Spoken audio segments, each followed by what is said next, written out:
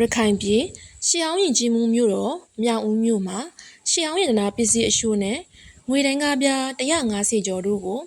ဇန်နဝါရီ24ရက်ညနေ9နာရီကျော်အချိန်လောက်မှာတွေ့ရှိခဲ့ပါတယ်။တွေ့ရှိတဲ့ပစ္စည်းတွေမှာအရှင်းတလက်မခန့်ရှိတဲ့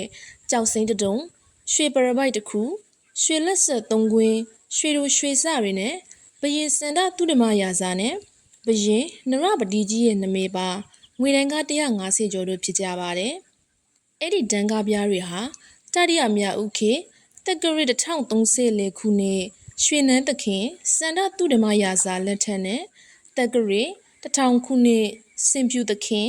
စင်နေသခင်နရပတိကြီးတို့လက်ထက်တုံဆွဲခဲ့တဲ့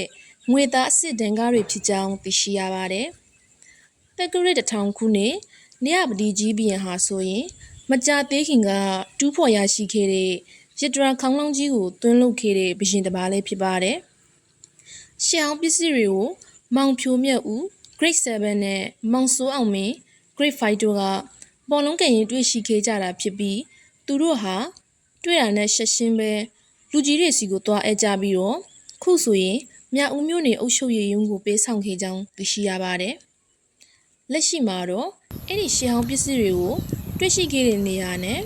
အနီးပတ်ဝန်းကျင်ကိုအာရခပြည်သူအစိုးရရဲ့ဒီလက်တပ်ဖွဲ့ဝင်တွေကလုံခြုံရေးယူပြီးတော့စောင့်ကြပ်နေတာကိုတွေ့ရှိရပါတယ်။